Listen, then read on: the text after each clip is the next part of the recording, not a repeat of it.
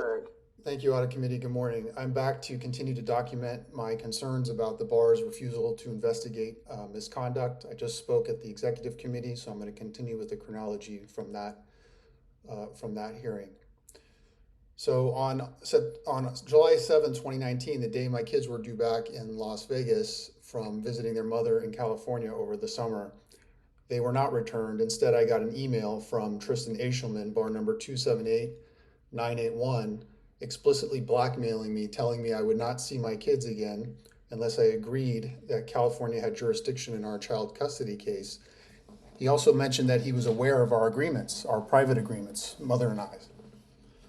Based on that, I filed a complaint with the bar on July 24th, 2019, where I made several factual allegations that, if proven true, would be misconduct. I attached to that complaint that email from attorney Tristan Aishelman. I did not have any other evidence at the time ready to go because I had been ambushed by the abduction, and also because the Santa Clara County, California Superior Court to this day refuses to grant me access to my own court file. I filed 4 motions in the Superior Court with 4 different judges. I filed motions in the Appellate Court. Apparently, secret courts are allowed in California. So all I had attached to that complaint was that email. But again, I made allegations that, if proven true, would be misconduct. Rule 2401 of the State Bar Rules of Procedure states the purpose of an investigation is to determine whether there's reasonable cause to believe that an attorney of the State Bar has violated a provision of the State Bar Act or the rules of professional conduct, and if there is sufficient evidence to support the allegations of misconduct. Later on in the Rules of Procedure, it talks about discretion, and that's where I think the problem is.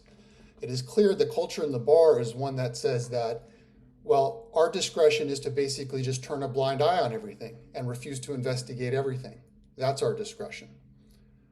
I know this from the multiple complaints that I filed. So this complaint was intaked by attorney Scott Karp for bar number 274682. One of the things that I mentioned in my complaint was the fact that the attorney Aishelman had mentioned in his email he had filed several motions in the Santa Clara County Superior Court, but that he had not served them on me. In closing 30 seconds left. In closing the complaint, Scott Karp made the absurd claim that failure to serve is not misconduct. So I'd like to point the bar to Rule 3.1, meritorious claims and contentions, Rule 3.2, delay of litigation, Rule 3.3, candor towards the tribunal, because he got several continuances by filing a false declaration saying he couldn't serve me, even though I was standing in court in Las Vegas next to mother's attorney. I will leave it there since I'm going to run out of time. I will see the board at the next meeting, and thank you for your attention. Thank you again, Mr. Sternberg.